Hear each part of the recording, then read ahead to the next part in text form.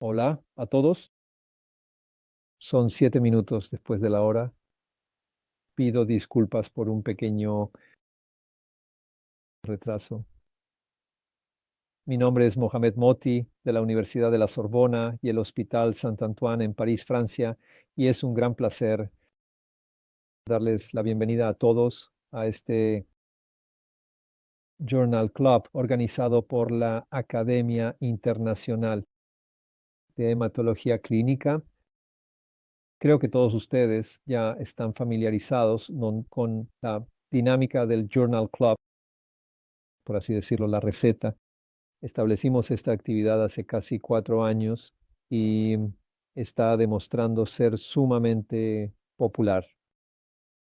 Así que el artículo que fue seleccionado hoy por el Comité Científico de Dirección es este, publicado muy recientemente en Leuquemia Linfoma, y el título es Eficacia de Dagraxafos en primera línea en BPDCN con malignidad hematológica previa o concomitante, análisis de subgrupos del ensayo pivotal, por el doctor Navin Pumarayu y sus colegas, y de hecho tenemos la gran suerte de contar hoy con nosotros al doctor Pumarayu en persona.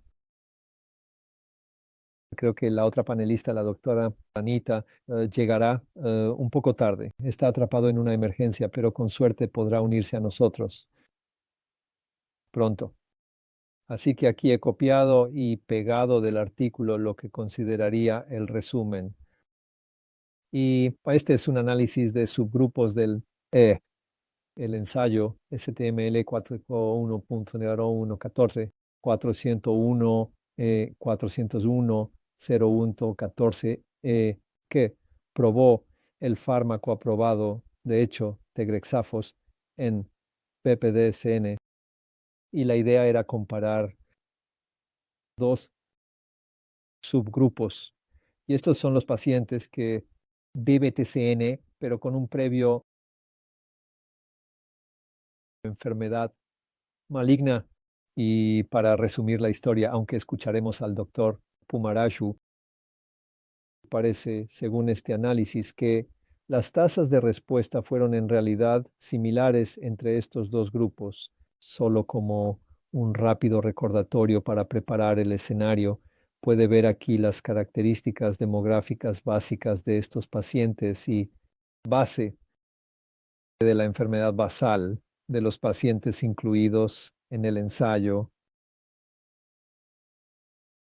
Y pueden ver que la edad media era bastante alta, 68, 69, hasta los 84 años. Y estos son pacientes que tienen un riesgo bastante alto y enfermedad avanzada, BPDCN, con características de alto riesgo al inicio, pero también un compromiso extramedular, veamos, de sitios. El tiempo medio desde el diagnóstico de BPDCN en meses fue aproximadamente de un mes. Y creo que aquí pueden ver el mensaje clave en cuanto a la tasa de respuesta global. Obviamente, los números son relativamente pequeños en no el grupo de pacientes con neoplasia hematológica previa o concomitante, pero aún así creo que proporciona una indicación clara sobre la eficacia de este medicamento. Y esta es de hecho la conclusión de los autores, mostrando que incluso en este subgrupo de pacientes que en teoría están en mayor riesgo porque tienen otra condición maligna, aún podemos utilizar tagrexotospe con un perfil de seguridad predecible y manejable, lo cual creo que es un dato importante. Así que me detendré aquí. Bienvenido, doctor Pumarayu. Gracias, Naveen, por acompañarnos. Muchas gracias, profesor Muti, por invitarme de nuevo. Estamos muy orgullosos de tenerte aquí y felicitaciones por todas estas maravillosas publicaciones. Y creo que tú y tus colaboradores han mejorado de manera dramática el pronóstico y la historia natural de la BPDCN, que es una condición muy rara. Y por supuesto, somos afortunados de contar con colegas como tú que están dedicados a estas entidades históricamente desatendidas.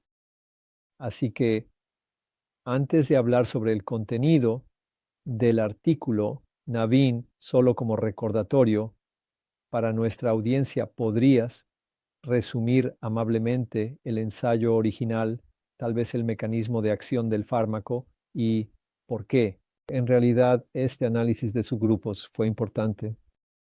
Bueno, gracias, profesor Moti, y a toda la plataforma y equipo de IAC. Realmente me encantó tu fondo. De verdad, para complementar eso, diría 3 o 4 puntos. Así que, como mencionaste muy bien, la neoplasia de células dendríticas plasmocitoides blásticas o BPDCN es este subtipo de leucemia ultra raro, si se quiere, que ahora está reconocido tanto por la ICC como por las clasificaciones de la OMS, como una entidad propia, por así decirlo, de malignidad mieloide. Es rara. Creo que probablemente se diagnostica de 3 a 4 veces más de lo que estamos viendo, tal vez unos 500 a 1000 pacientes al año en Estados Unidos, quizá otros 500 a 1000 pacientes más en Europa, etcétera. Como mencionaste, la BPDCN se observa típicamente como una enfermedad de personas mayores. Vemos regularmente pacientes de 80 años o más. Con esta enfermedad, aunque hay un contingente creciente de pacientes jóvenes, pediátricos y allá.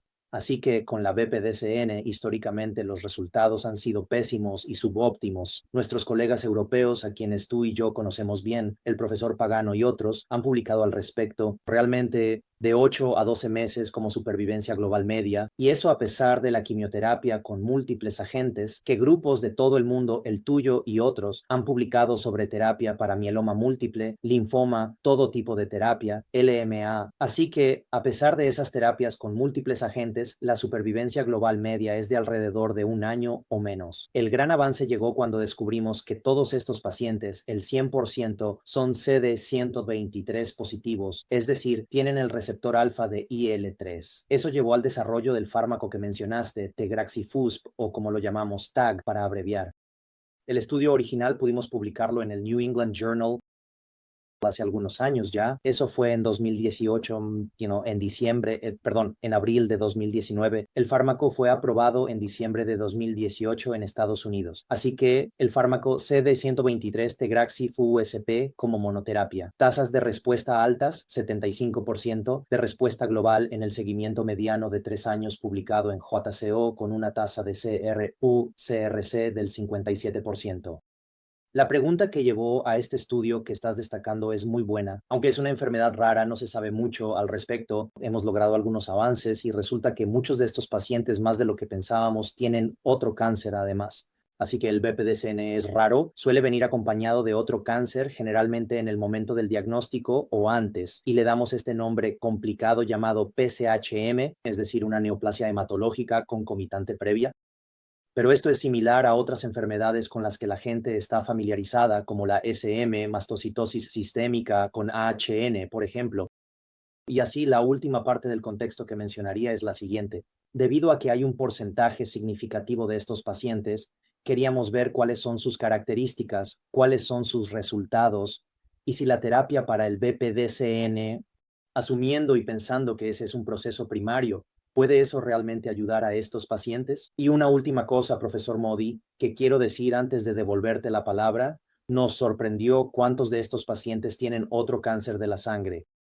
Por lo general es una neoplasia mieloide, MDS-CMML es la más común. Eso me resulta interesante, seguida por la CNMP, pero también pueden presentar LLAT, linfoma de Hodgkin, discrasias de células plasmáticas.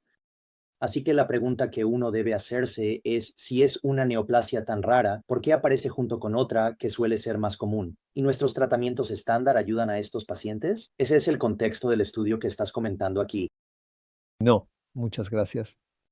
Y creo, bueno, usted es el experto, pero supongo que estos son pacientes relativamente mayores y normalmente la edad viene acompañada de diferentes enfermedades malignas.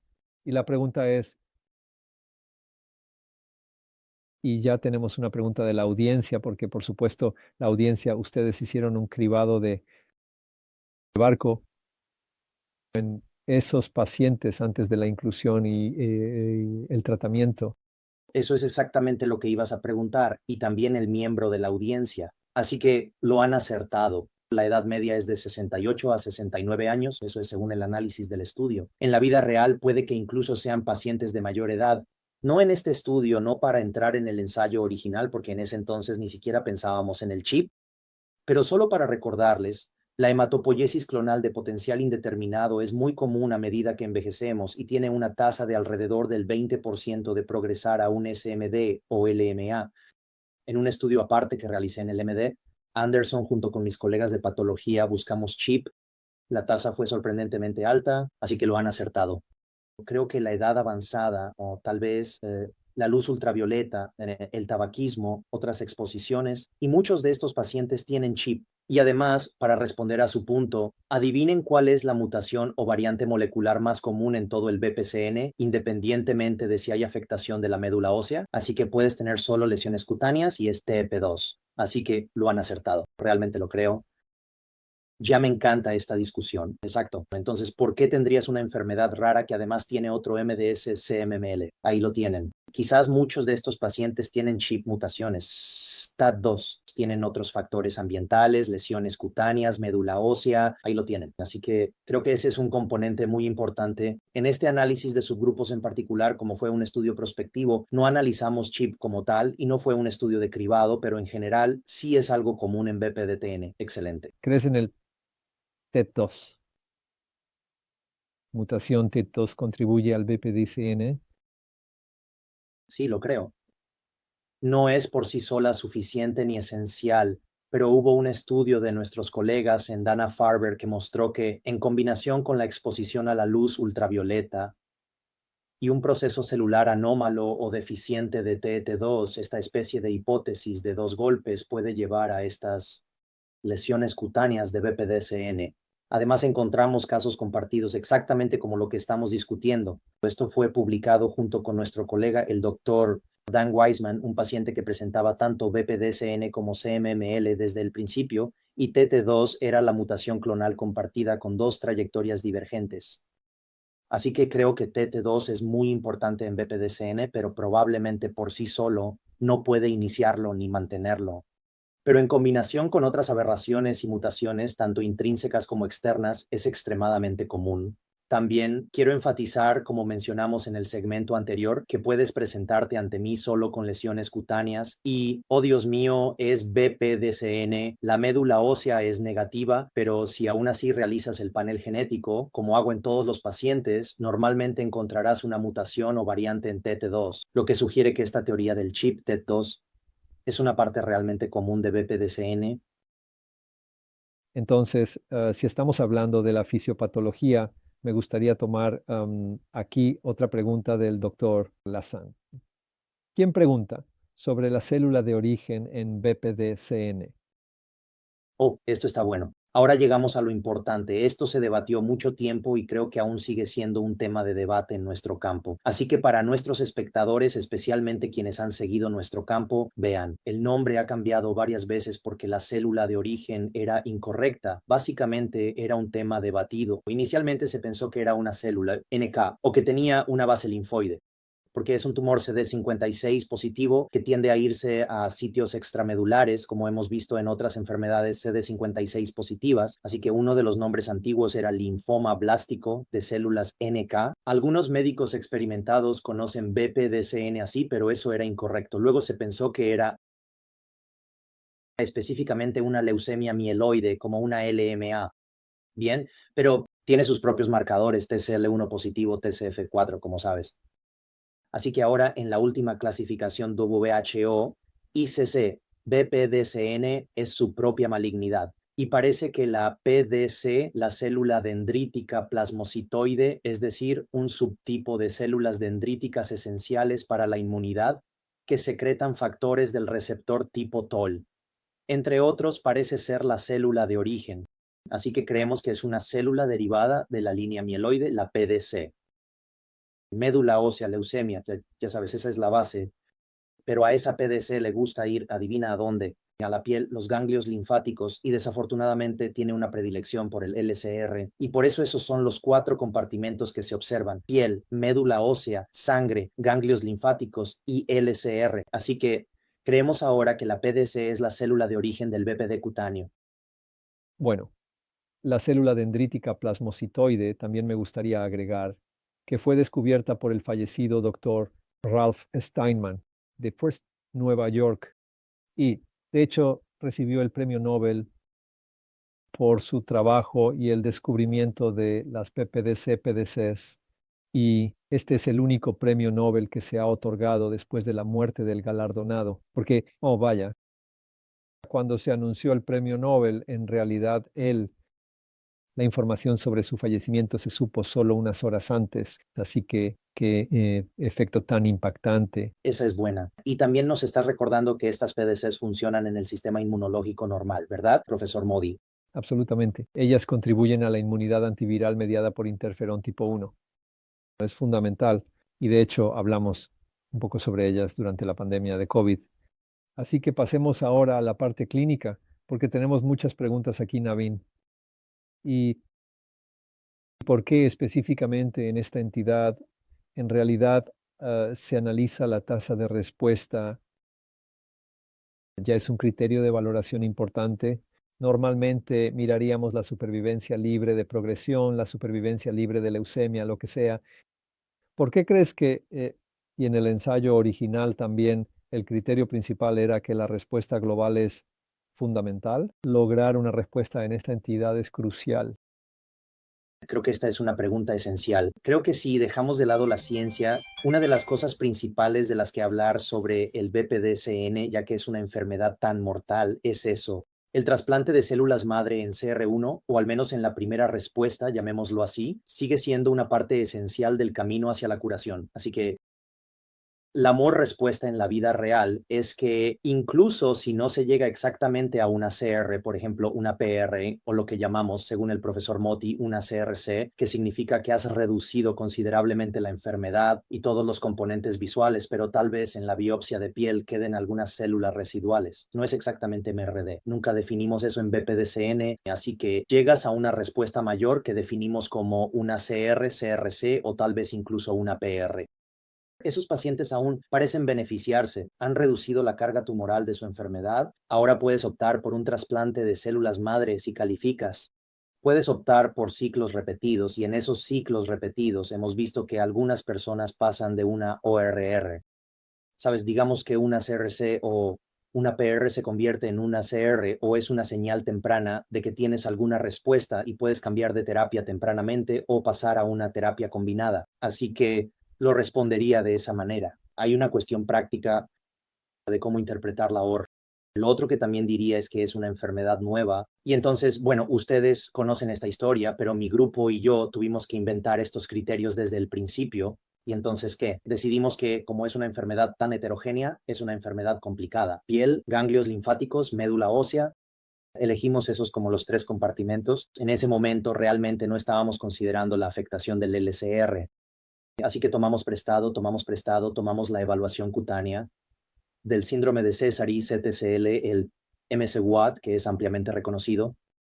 Tomamos los criterios de médula ósea para LMA de Chazen et al. Y los criterios de ganglios linfáticos de los criterios para linfoma, también de Chazen et al. Juntamos todo eso como un híbrido, pero confiable, una herramienta prospectiva para medir la tasa de respuesta. Así que en ese sentido planteamos la hipótesis de que habría pacientes que se beneficiarían del fármaco, pero que no llegarían del todo a una RC. Pero no llegan del todo a una RC. Y eso es lo que están viendo aquí. Casi todos responden, por ejemplo, a la terapia dirigida a CD123 desde el inicio. E incluso si no logran una RC, pueden alcanzarla posteriormente con las siguientes dosis. Excelente. Muchas gracias. Tenemos una pregunta interesante aquí sobre usted se ha enfocado en aquellos pacientes con neoplasias hematológicas previas o concomitantes. ¿Tiene alguna idea o información sobre aquellos pacientes con tumores sólidos? Porque puede que hayan tenido un cáncer de próstata, de colon o de mama hace muchos años. ¿Fueron excluidos del estudio o hay algún dato al respecto? Oh, excelente pregunta. Si solo nos centramos en el GEME porque era mucho más común de lo que pensábamos. Así que lo único que puedo decirles es que sí hay pacientes con tumores sólidos que luego desarrollan BPDSN, pero no parece haber una relación temporal tan clara como la que vemos aquí. Y muchos de ellos estaban en remisión previamente. Así que, ya saben, estén atentos. En el próximo año o dos verán publicaciones mías y de nuestro grupo sobre ese tema. Pero hasta ahora no he observado ninguna relación de tumor sólido a BPDCN. Y ciertamente no hemos visto muchos pacientes con un tumor sólido de manera concomitante con BPDCN. Sucede, pero aún no he visto ninguna asociación. Todavía estamos investigando ese caso.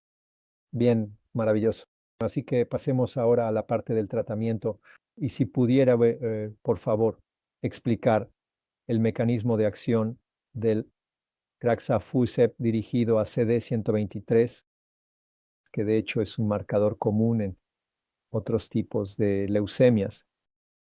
Bueno, lo has dicho. Así que la respuesta rápida en 3 líneas es que CD123, también conocido como el receptor alfa de IL-3, se encuentra en la superficie de estas células cancerosas malignas. Así que no es interno, por eso es atractivo tanto para la terapia farmacológica como para la inmunoterapia.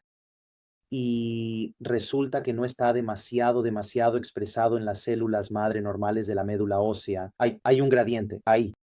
Así que esa es la primera parte. La segunda parte es que BPDCN expresa o sobreexpresa este objetivo al 100%.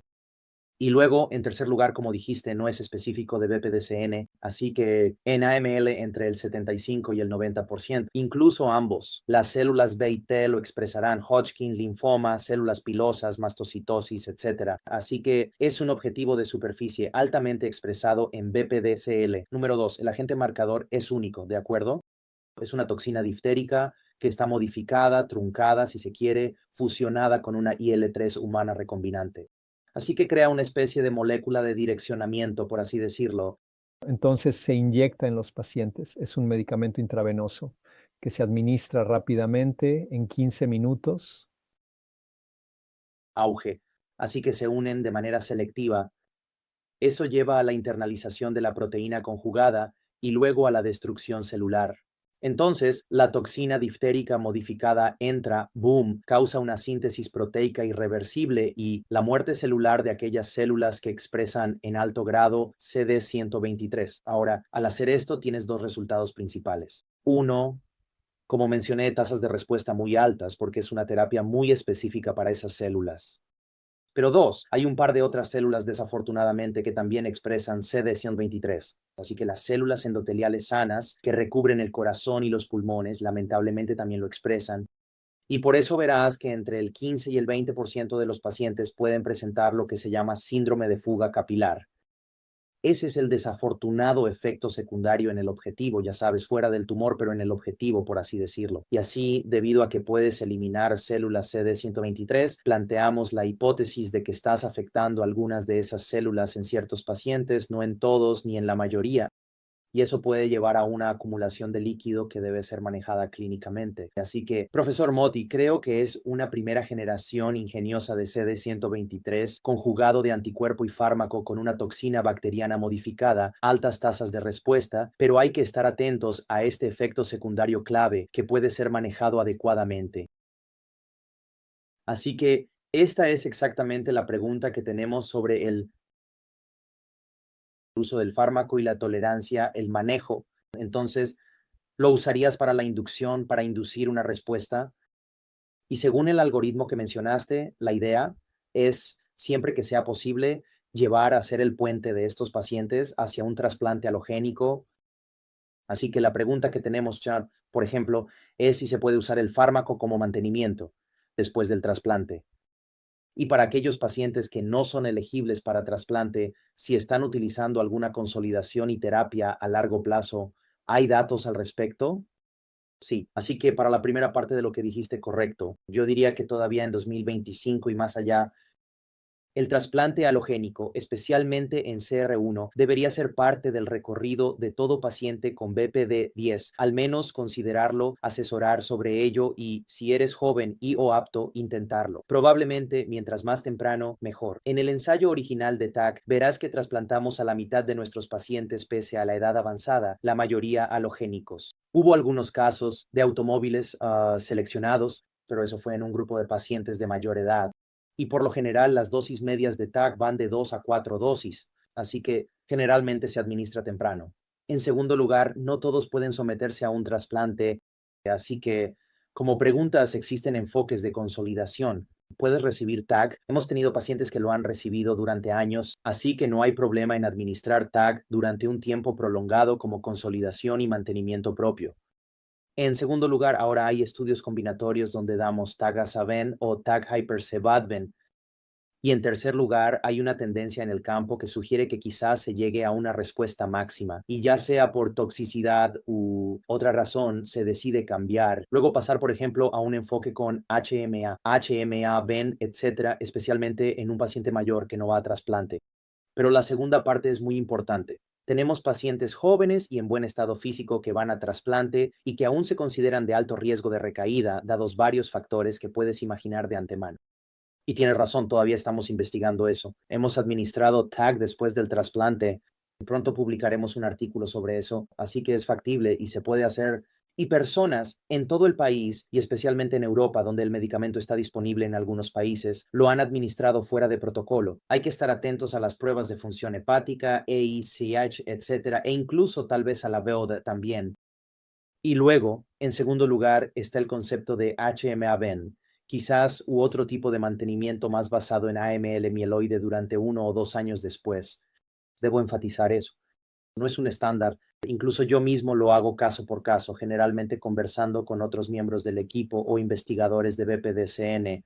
En segundo lugar, aún no hemos finalizado ni formalizado una MRD, que tanto AML como ALL sí tienen. Así que mi petición al grupo internacional es que esta debería ser nuestra próxima necesidad médica urgente y no cubierta, que es definir la MRD en la sangre, en la médula ósea, en el ganglio linfático, en la piel, para que BPDCN pueda entonces determinar lo que usted está diciendo. Y luego, finalmente, el número 3 es cómo separar la toxicidad post-trasplante de la toxicidad por CD123. Nuevamente, VEOD, EIC, pruebas de función hepática COSANAS, a veces es difícil. Así que el momento post-trasplante y también la administración. Finalmente, profesor Moti, existe el concepto de recaída en el SNC.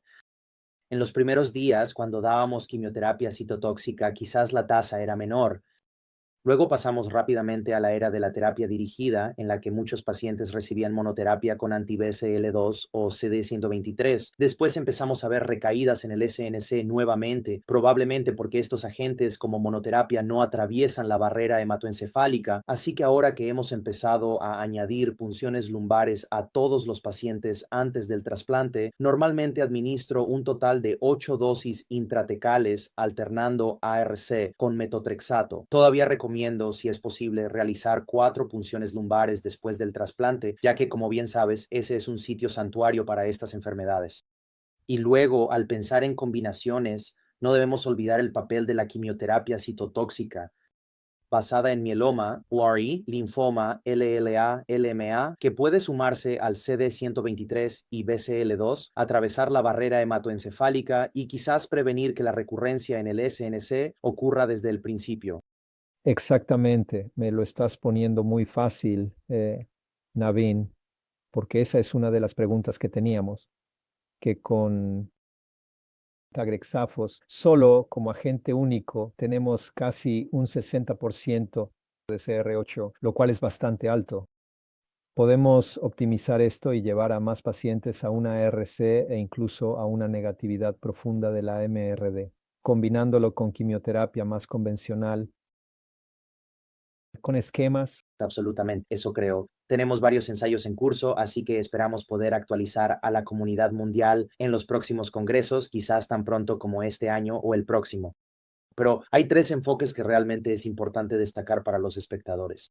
Uno es combinar el tag con hipometilante y venetoclax. Así que llamémoslo tag azaven, o hay otros fármacos anti-CD123 que están en investigación, como pivekimab, sunarine y otros medicamentos dirigidos a CD123. Pero lo que estamos haciendo en estas experiencias es, ya sea en pacientes mayores no aptos o incluso en pacientes más jóvenes, de entrada, terapia combinada litoral, doblete y ahora triplete para atacar los principales factores. Entonces, el BPDCN depende en gran medida de BCL2. Hay informes previos, Larivi et al., que muestran que el hipometilante como agente único, pero todos estos agentes únicos suelen ser transitorios, ¿verdad? Entonces, si combinas, puedes no solo prevenir la recaída, sino también quizás incluso lograr que los pacientes tengan una respuesta más profunda, como dijiste, trasplante, y luego una respuesta más sostenida. El otro enfoque es combinar quimioterapia citotóxica. Mi grupo junto con el doctor Kuntaraj y yo estamos liderando el esfuerzo, donde estamos combinando TAG con los hipersebats, así que el antiguo Kuntaraj y todo eso. El régimen que penetra la barrera hematoencefálica tiene agentes activos, incluyendo incluso dexametasona, que es altamente activa en BPDCN y administrando el VEN. Entonces, nuevamente tienes la ventaja adicional de intentar disminuir eso. Su grupo y otros han publicado sobre otros regímenes ALL, es decir, regímenes antiguos de AML. Tenemos regímenes para mieloma que han sido activos tanto históricamente como en la era actual. El régimen CHOP para linfoma ha mostrado históricamente cierta actividad, así que diría que en 2025, profesor Motti, sí todavía hay un papel para ello. No solo la combinación para mejorar las tasas de respuesta, sino también para disminuir la recaída en el SNC, es decir, para prevenirla por completo, mejorar la duración de la respuesta y luego mejorar los resultados tanto antes como después del trasplante. En realidad es un aspecto importante porque no creo que estemos curando a los pacientes solo con enfoques de monoterapia. Tenemos que hacer combinaciones. Perfecto. Otra pregunta, ya que estamos hablando de combinaciones y en caso de que estos pacientes vayan a someterse a un alotrasplante, ¿hay alguna preferencia por un régimen de acondicionamiento basado en TBI, no basado en TBI, especialmente considerando la localización cutánea, el santuario del SNC? Oh, excelente pregunta. Sí, hay un par de buenos artículos que han salido sobre este tema, así que no hemos llegado a un enfoque formal, una estrategia universal para el trasplante de células madre, porque ha habido varios enfoques exitosos. No quiero destacar solo esos. En MD Anderson, con el doctor Kasabashi Bashir y nuestro equipo, hemos tenido un gran éxito con una visión gripal más tradicional, una especie de un enfoque más antiguo de AML mieloide. Nosotros favorecemos la totalidad intensidad total en lugar de la intensidad reducida, por supuesto, si el paciente puede tolerarlo, pensando que esto puede ayudar a erradicar algunas de las últimas células madre BPDCN. Nuestros colegas, liderados por nuestro amigo y colega, el doctor Carfan, Dabaja y Brook, han publicado resultados realmente buenos mostrando la adición de TBI, exactamente como lo pregunta el miembro de la audiencia. Y creo que ustedes tienen razón. Creo que es tanto por la predominancia cutánea como también por la erradicación de algunas células más profundas. Eso realmente ha demostrado mejorar los resultados. Así que sí, sí lo creo. Creo que ese también es un gran enfoque. También debo decir de manera extraña, interesante, provocadora, que tuvimos algunos pacientes que eran solo cutáneos o mayores, no apto para aloe. Y tú con tu experiencia en trasplantes lo apreciarás. Realizamos autotrasplantes en esos pacientes. Son 3 pacientes del estudio original. El estudio que estamos discutiendo aquí, nuestros colegas japoneses, el doctor Aoki y su equipo han demostrado en sangre. De nuevo, eso es interesante. Normalmente se administra quimioterapia BIAM, alguna quimioterapia de alta dosis, y luego se rescata con células del paciente. Eso también tuvo éxito limitado. Así que creo que ves que la BPDCN es sensible a la quimioterapia de alta dosis. Por eso creo que no deberíamos olvidarla, ya que penetra en la piel y el sistema nervioso central. Así que son sitios santuarios tradicionales que la quimioterapia común puede pasar por alto. Es una enfermedad radiosensible y sensible a los esteroides. En general, el doctor Kuntaraj lo llama acertadamente el enfoque de terapia total, ¿verdad? Así que tú y yo sabemos esto desde tus primeros días en mieloma y ahora mis días modernos en BPDCN. Creo que lo que estás señalando y por lo que estoy tan entusiasmado en esta conversación es esto. Hemos tenido éxito tomando un poco de cada una de estas modalidades, porque cuando regresa es desastroso. Así que la BPDCN en recaída, la supervivencia global es de 6 a 8 meses como mediana, 6 a 8 meses, así que mucho menos de un año. Y eso es a pesar de participar en ensayos clínicos, terapias posteriores con CD123, citotóxicas. Así que la terapia total desde el principio, amigo mío, tú y yo hemos hablado de esto por más de 2 décadas. Estoy intensificando eso para BPDCN. Intentemos curar a estos pacientes antes de que la enfermedad regrese. Maravilloso. Una última pregunta, Navin. Así que TAC ha sido un verdadero avance. En esta enfermedad, la terapia dirigida, la alta eficacia y ahora se utiliza cada vez más ampliamente. ¿Cuáles son los próximos pasos? Excelente. Sí. Y quiero tomarme un momento para elogiar no solo este medicamento, sino también a los patrocinadores y a las partes interesadas. Ha sido una gran experiencia llevar una enfermedad rara como esta al primer plano. Y también quiero agradecer a personas como tú que han difundido antes, durante y después de la época del COVID, ya que nuestra investigación realmente ha explotado. Tampoco podría haber sucedido sin ti y tu equipo. 3 cosas para que los espectadores tengan en cuenta, profesor Moti, a medida que avanzamos, diría yo. El primer tema son los agentes CD123 de segunda generación. Así que el tag ha revolucionado el campo, New England Journal, aprobación de la FDA, aprobación de la EMA, como mencionamos aquí, y eso ha sido increíble. Pero hay otros agentes, Pivotcomab, Sunarin, anteriormente conocido como IMGN632, en desarrollo avanzado. Sigamos ese progreso para ver si algún día podría haber más opciones para BPDCN. Hay biespecíficos, CAR-Ts, lo que sea, de nuevo CD123. De nuevo, el tema es un marcador de superficie externa que es susceptible a la inmunoquimioterapia. El segundo desarrollo al que hay que prestar atención es el de las combinaciones que mencionaste muy bien aquí, pero hay otras combinaciones que no hemos mencionado y que están en desarrollo o en proceso, así que estén atentos a eso. Así que no solo dobles y triples, sino quizás cuádruples y quintuples. Y luego creo que la tercera área que podría interesar a la gente es la identificación de nuevos objetivos.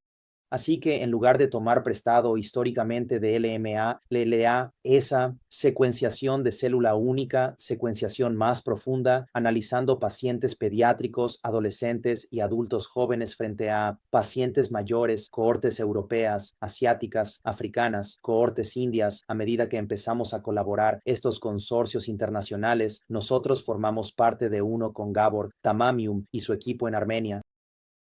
Podríamos encontrar en los próximos años algunos nuevos objetivos. Así que para los actores de la industria farmacéutica, agencias de financiamiento y entidades filantrópicas, atentos porque podríamos acercarnos a ustedes en busca de nuevos objetivos específicos para BPDCN. Ahora que entendemos más sobre la biología, Maravilloso. Muchas gracias, Nevin, por este hermoso club de revista. Gracias a todos por acompañarnos hoy y por discutir y compartir sus ideas, sus preguntas sobre BPDCN y el papel de Tagrexafos.